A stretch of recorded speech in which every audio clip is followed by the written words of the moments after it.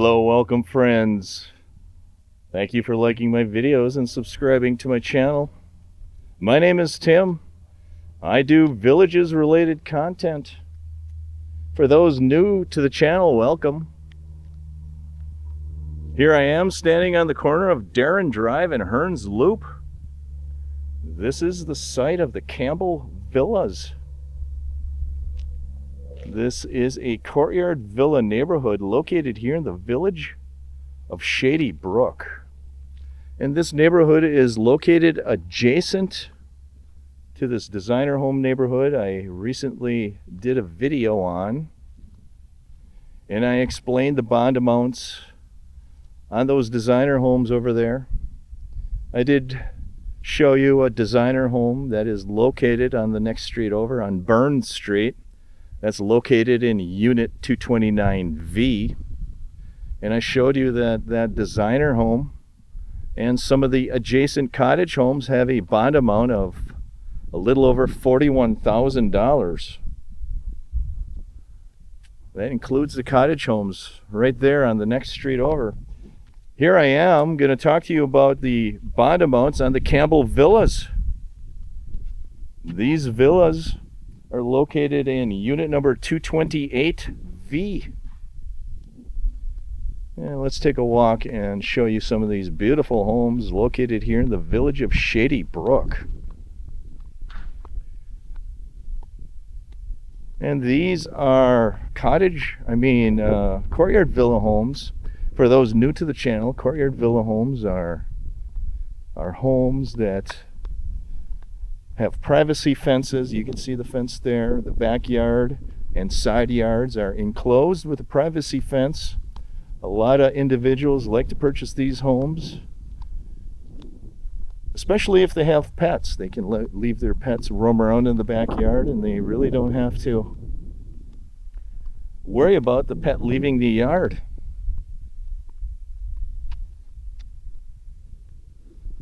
So these courtyard villas are very popular. They're very private. A lot of investors, a lot of snowbirds like these homes too, because a lot of times they allow you to replace the sod, the grass, with gravel. And they're maintenance free or very low maintenance, so you can be away from these homes for 6 months out of the year and not have to worry about paying a landscaper to mow your lawn. That's another reason some of these homes are popular.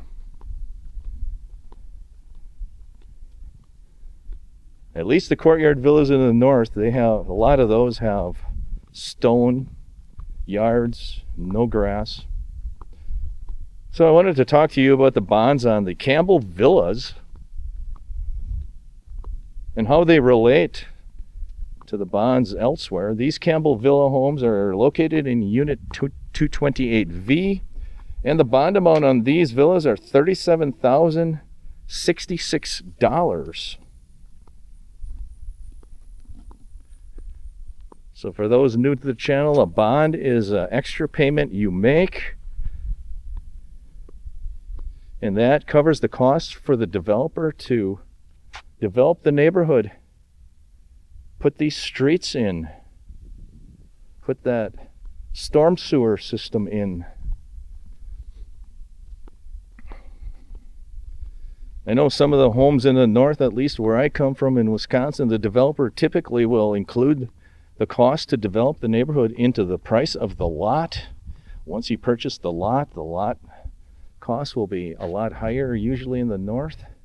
But here, if you purchase the lot, maybe you should include the bond amount as the cost of the lot to kind of compare and equalize the cost of the land versus the north. And if you would pay these bonds off over 30 years, the interest rate is 5.19%. And over 30 years' time, you'd be paying in $78,627. So you have to be mindful of that as well.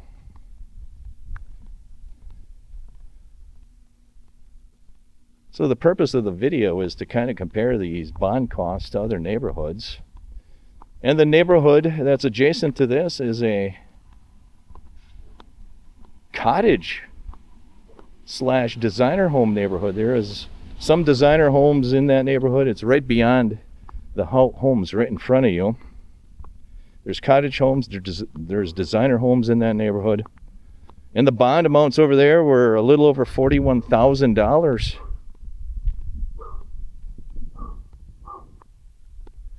There's a pet owner right there. You can hear the dog barking.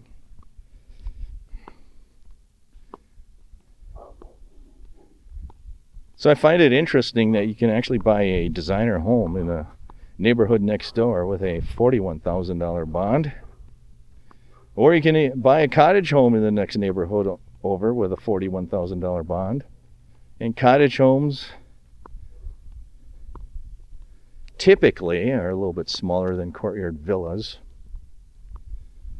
And these courtyard villas, the bonds are $4,000 less. And that's all due to math, friends. It's all due to a number of acres in this neighborhood, in this particular unit. Unit 228V.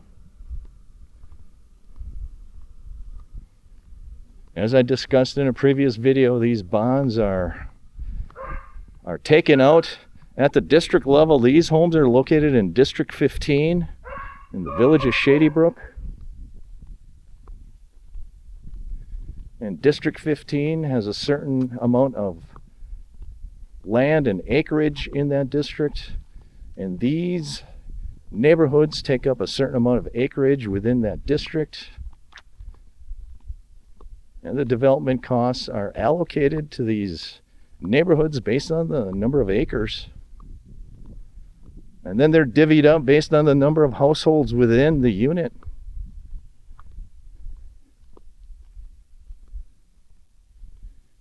So the lower bonds will be found in neighborhoods that have smaller acreage and more homes. That's the moral of the story.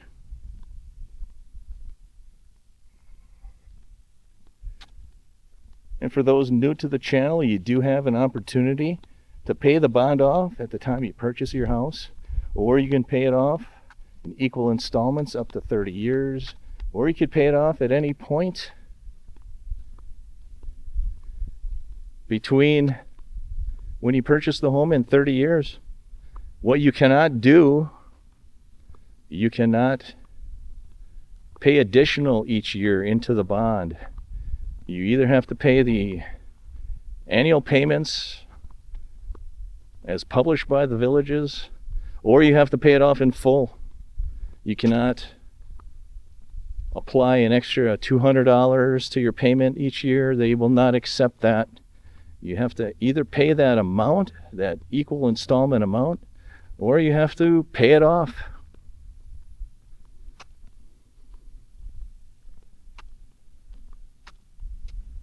Thanks for liking, and thank you for subscribing. There's a lot of people driving into the Campbell Villas up there.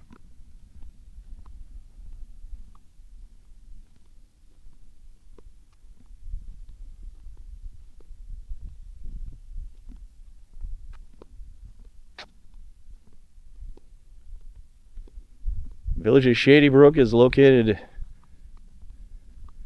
little bit west of the village of Water's Edge. Water's Edge is right beyond those homes in front of you. And then you have the town square known as Eastport. That's being in the process of being built.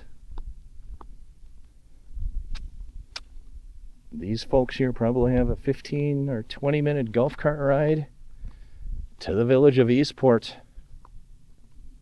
And as I mentioned in previous videos, you want to be within a 10-minute golf cart ride of a town square. Not the village of Eastport, but the town square of Eastport.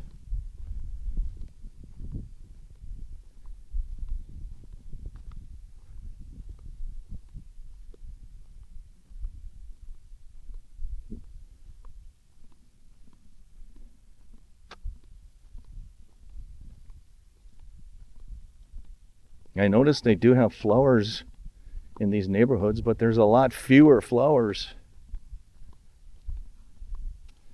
And I did read an article, the villages did publish an article saying they're going to be using fewer flowers in the southern part of the villages.